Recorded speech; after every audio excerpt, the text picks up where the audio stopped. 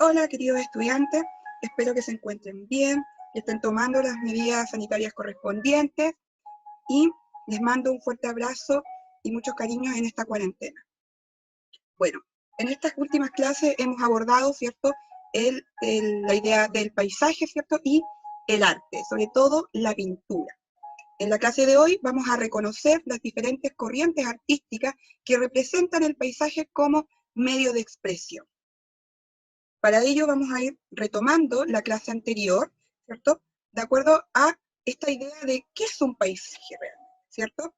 Nosotros entendemos que el paisaje es todo lo que un observador pueda, ¿cierto?, ver, y que decida básicamente a partir de lo que está observando, seleccionar. Y eso es su paisaje, de todo lo que puede ver. Y en ese sentido vamos a darnos cuenta que los paisajes pueden ser naturales, como, ¿cierto?, que son los paisajes que no tienen intervención del hombre. Tenemos también los paisajes urbanos, que a lo contrario del paisaje natural, ¿cierto?, son con la intervención del hombre y que remiten mucho a los paisajes de ciudad, sobre todo, ¿cierto? Pero también tenemos paisajes mixtos, ya que son estos paisajes que conviven, ¿cierto?, tanto natural como urbano y a veces también rural, digámoslo. Entonces, estas tres categorías de paisajes son esenciales, puesto que son la forma, ¿cierto?, que el artista va a entender el paisaje también y lo va a representar. Dentro de eso vimos, ¿cierto?, la pintura del paisaje. Y este nombre, ¿cierto?, se le da al género pictórico que representa escenas de la naturaleza. Este género, ¿cierto?, surge en el siglo XVIII, pero eso no quiere decir que antiguamente no se realizaban pinturas de paisaje, sino que más bien que eran muy poco reconocidas, muy poco valoradas, puesto que la pintura de paisaje se consideraba como técnicamente algo menor, ya donde uno no profundizaba mucho técnica ni podía resaltar, ¿cierto?, sus atributos como artista dentro de la pintura.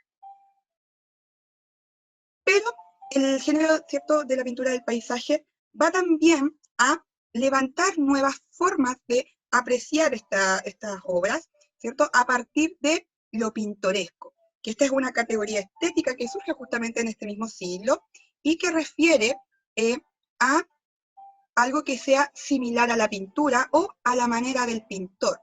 ¿Esto qué quiere decir? Que las pinturas de paisaje representan, ¿cierto?, un naturalismo, una realidad de lo que se está observando, pero al mismo tiempo, ¿cierto?, como es a la manera del pintor, el pintor también decide qué elementos son importantes de este paisaje que sean dignos de ser representados, ¿cierto?, registrados en esta pintura. Entonces vamos a observar en esta pintura de Rubens, por ejemplo, que vemos situado aquí en un costado una pequeña laguna con patos, con patitos. En el centro está este ganado de vacas y en el otro costado se encuentra esta carreta que va asomando estos caballos.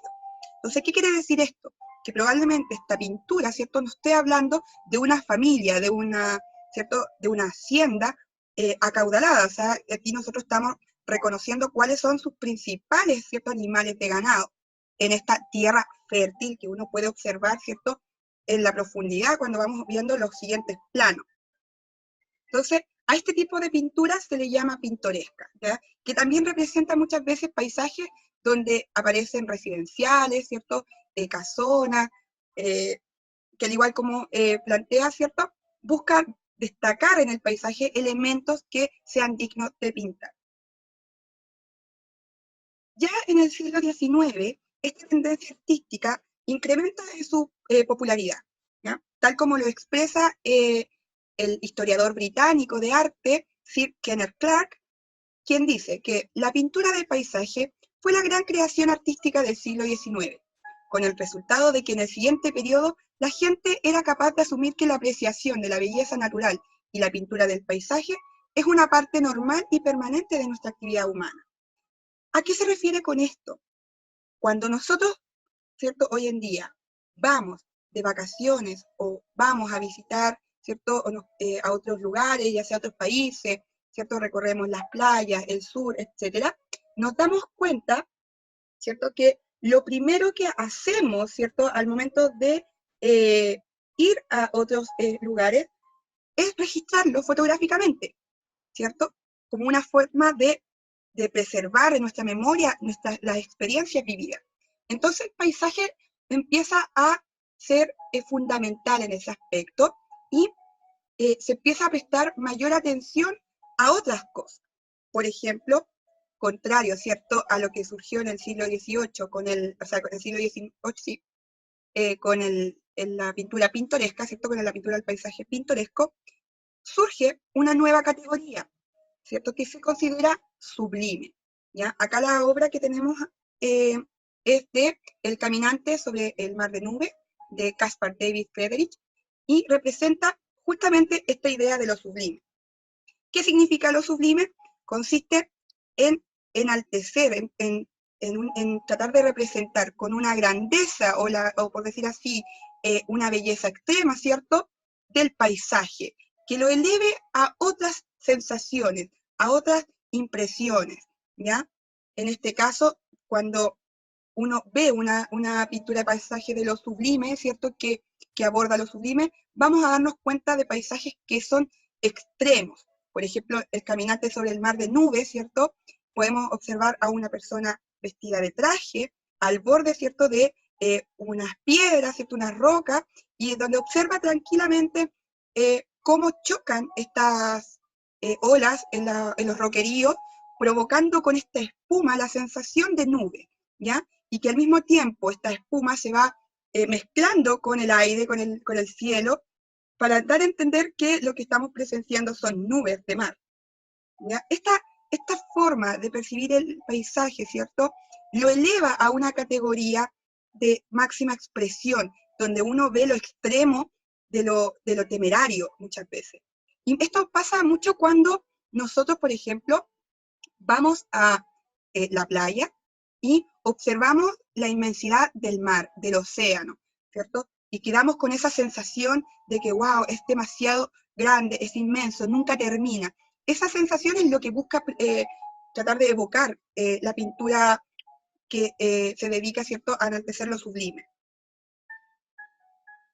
Ya en el siglo XX, el panorama cambia abruptamente.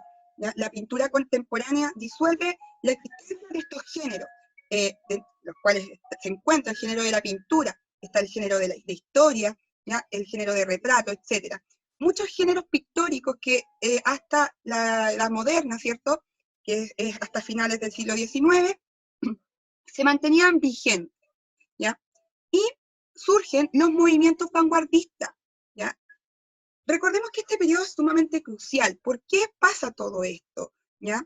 El siglo XX es un siglo donde existen muchos cambios, ¿cierto?, y transformaciones sociales y culturales, incluso económicas, debido, ¿cierto?, a hechos históricos como la Primera o Segunda Guerra Mundial, la Guerra Fría, o las depresiones económicas vividas, ¿cierto?, a principios del año 20, incluso acá en Chile nosotros vivimos la depresión del salitre de 1929, por ejemplo.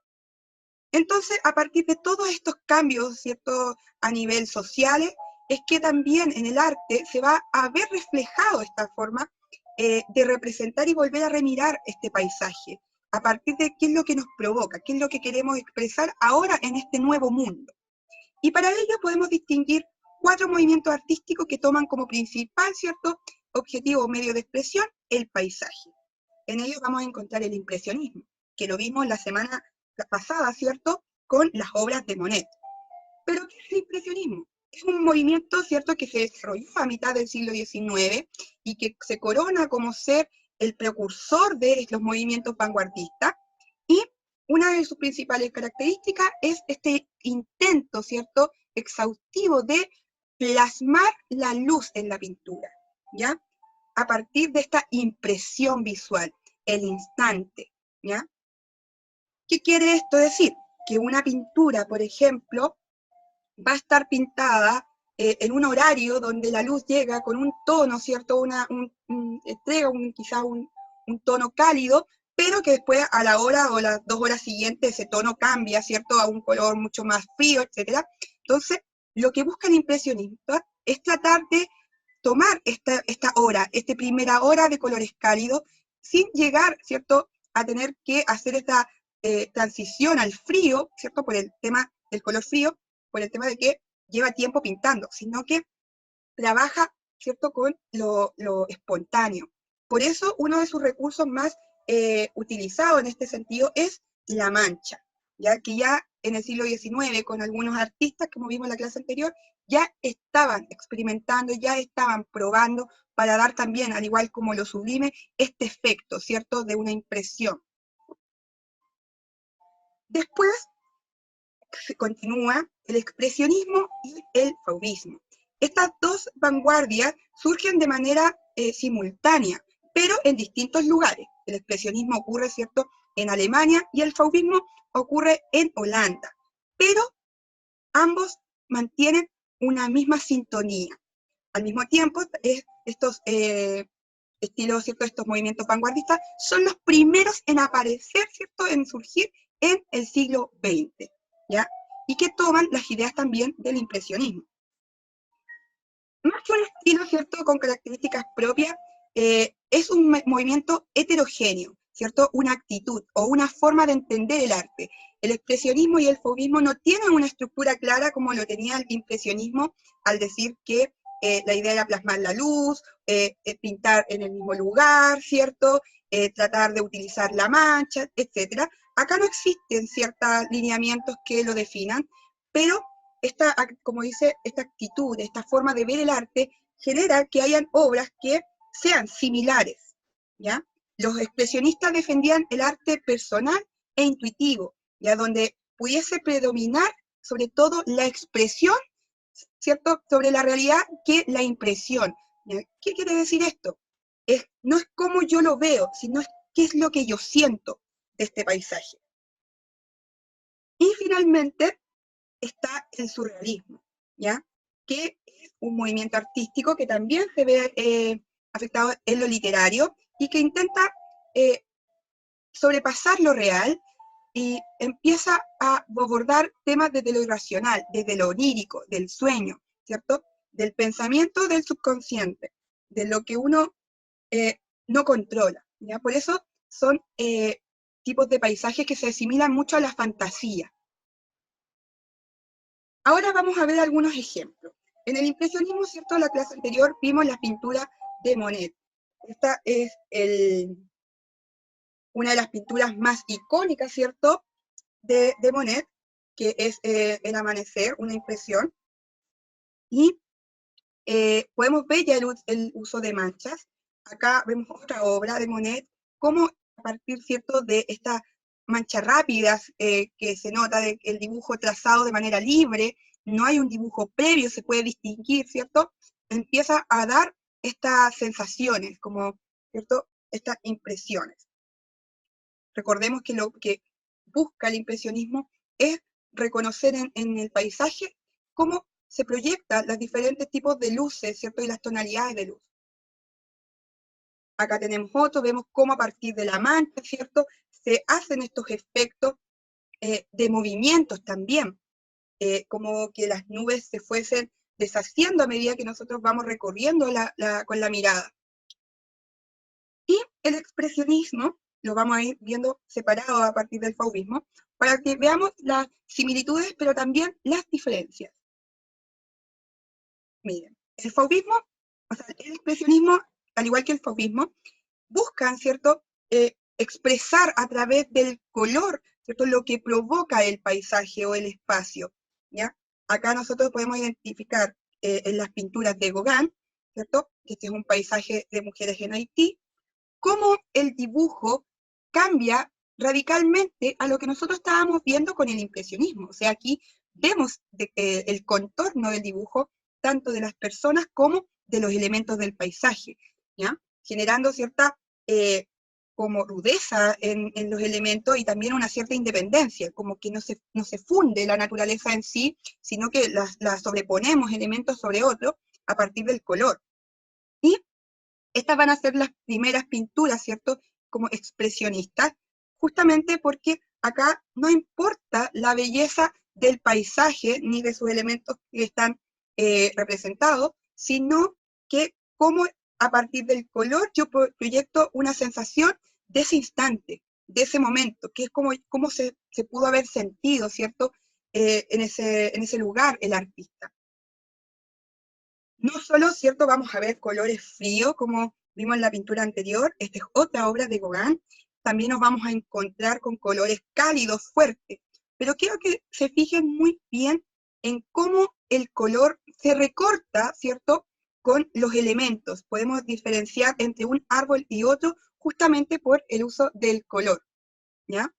Y la mancha acá es una mancha más contenida, a diferencia del impresionismo, donde la mancha parecía incluso definir o representar el movimiento, acá la vemos un poco más dura, más tosca, ¿cierto? Que nos da a entender un poco que probablemente este lugar había hecho, no sé, mucho calor, era denso, etcétera, que dan este tipo de sensaciones y que busca también que el espectador pueda conectar justamente con esta expresión que sentía el artista. Asimismo vemos en la última obra de Gauguin cómo estos paisajes, son todos paisajes de la isla de Haití, todos tienen una variante de color. Aquí no reconocemos que el paisaje de Haití tiene estos árboles o tiene estos colores, sino que todas las pinturas que vemos de Gauguin sobre la isla, sus colores son todos variantes, y va a depender justamente de cómo el artista se sentía en esos momentos, qué es lo que quería, ¿cierto?, expresar, ya sea rabia, pasión, cierto, ternura, etcétera, a partir del uso del color, ya no solamente de como elementos del paisaje, sino que cómo el color se apropia del paisaje. Ahora veamos el fauvismo. El fauvismo, bien como lo mencioné delante, es una corriente, un movimiento artístico, ¿cierto?, que surge de forma simultánea o en paralelo al expresionismo. Y sus obras no son tan alejadas, por eso es que no hay unas características propias o comunes que tengan estos dos estilos, porque más allá de las características es cómo trabajan el color. Acá, por ejemplo, en las pinturas fauvistas, el color ya ni siquiera es el mismo que se encuentra en el paisaje. Acá vemos, por ejemplo, cómo los troncos se vuelven morados y la tierra entre naranjos, morados y azules, ¿ya? El cielo podemos ir distinguiéndolo justamente por los trazos de estos azules un poco más claros que se difuminan un poco con estas montañas, incluso el mismo océano.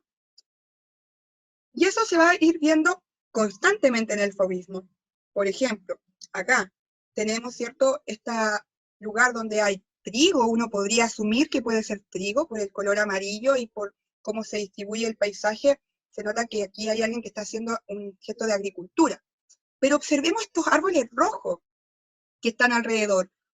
¿Qué es lo que pasa? ¿Qué es lo que me dice? Aquí, ¿qué es lo que expresa? El trazo es expresivo, el gesto de la pintura es expresivo. Acá no se busca contemplar un paisaje, sino que se busca develar una realidad, de cómo se presenta esta realidad, cómo viven los agricultores, que muchas veces en la pintura del paisaje se pinta o se representa de maneras como ideales, ¿sí?, que plasma como el trabajo, ¿cierto?, tranquilo, pausible, etc. Acá la sensación es contraria. A lo mismo que hemos visto, vemos que este gesto o esta actividad de agricultura, ¿cierto?, termina siendo un poco ruidosa, tediosa, solo por el uso de color. ¿Cierto? Acá en un paisaje desde lo urbano, podemos ver cómo también se va a ir reflejando la sombra o las luces a partir de estos cambios de colores. Por ejemplo, la sombra que proyecta este árbol es del mismo color del árbol, pero son rojos, ¿ya? Al igual que las casas, los techos o distintas manchas que tienen los mismos árboles. Buscan, ¿cierto?, tratar de dar esta calidez a este espacio. Ocupa colores cálidos como el naranjo, el amarillo, para seguir envolviendo y haciendo esta como contraste. Y nuevamente, fíjense en cómo se dibuja, entre comillas, la pintura del fauvismo y el expresionismo. No utiliza como un dibujo perfecto, sino que es un dibujo mucho más rápido, aleatorio, de líneas temblorosas, de líneas gruesas, de líneas, ¿cierto?, que ni siquiera son de un delineado negro, como habitualmente uno de marca, ¿cierto? Un dibujo, sino que es el mismo color que vas a encontrar en varios elementos también de manchas dentro de la misma pintura. Y finalmente, el surrealismo, ¿cierto? Acá nosotros vamos a ver una de las pinturas de Dalí como uno de los principales exponentes de este movimiento, y vemos cómo esta pintura del paisaje, ¿cierto?, rompe con los esquemas de la realidad. Vemos cómo hay una fila de árboles atrás, como estos álamos, ¿cierto?, que pareciesen que están haciendo una fila para ascender al cielo. Vemos cómo desde las nubes hay estos rayos como iluminando esta como asunción de los árboles cuando suben, ¿cierto?, hacia el cielo. Y también reconocemos en este paisaje varios elementos. Tenemos personajes que parecen personas, pero uno no las puede identificar como tal, son más bien siluetas fantasmagóricas, ¿cierto?, que dejan un velo y que también se contraponen a esta figura negra que está aquí en este costado, que es muy similar a la primera como figura que se encuentra en primer plano, ¿ya? Pero que simula mucho esta idea de como la vida y la muerte, ¿ya? Como esto, ir al cielo, ¿cierto? Esta muerte que está aquí al costado, oscura, y este camino que nosotros vemos yendo hacia los árboles como si fuese un camino de la vida, como esta sombra de la muerte corta también el camino de la vida, etc. Acá nos vamos a ir dando cuenta que son elementos que en la realidad no existen, pero que al mismo tiempo son elementos que en el paisaje también los podemos ver, que son árboles, estas llanuras, estos caminos, estas montañas. Asimismo, por ejemplo, en esta pintura que se llama La Templanza, también de Dalí, donde vamos a observar que el paisaje acá es un paisaje desértico, ¿cierto? Completamente desértico, y lo podemos identificar como un paisaje justamente porque en el fondo vemos unas pequeñas lomas y porque existen animales, animales que claramente no son reales y que juegan con la fantasía. Ya, vemos nubes, vemos un color del cielo y vemos el color de una tierra.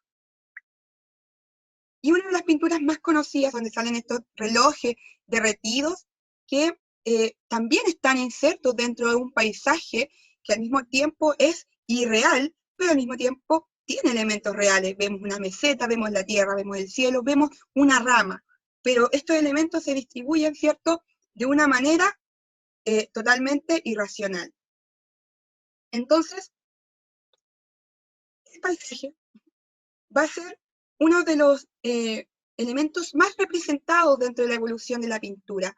Vamos a encontrarnos en todos los periodos distintas formas de percibir y representar, ¿cierto?, lo que estamos viendo y lo que estamos viviendo. Muchos buscaban al principio, ¿cierto?, esta idea de representar la realidad del paisaje, otros una idealización del paisaje, otros solamente la luz del paisaje, otros lo que me provoca el paisaje, y por ejemplo el surrealismo, este paisaje que no existe, pero que pero de alguna manera está en mi mente. Entonces, son variadas las formas, ¿cierto?, de expresar o de representar, ¿cierto?, un lugar. Bueno, ahora vamos con la actividad. Con lo visto en la clase anterior y lo visto hoy día, ¿cierto?, va a desarrollar la guía de trabajo, que va a ir adjunta, ¿cierto?, a este video. Recuerden que aún están a tiempo para enviar el proyecto de la clase anterior de mi paisaje impresionista. Esto va a ser importante porque al generar su pintura va a permitir ver si efectivamente usted comprendió la representación del paisaje, logró plasmar la luz, jugó con la mancha. Son elementos que son importantes. Así que cualquier duda, escríbanme a mi correo, está siempre escrito en cada guía que les envío. Eso es todo por hoy día. Espero que estén bien, sigan cuidándose en casa y no olviden, ¿cierto?, acatar a las medidas sanitarias. Hasta la próxima.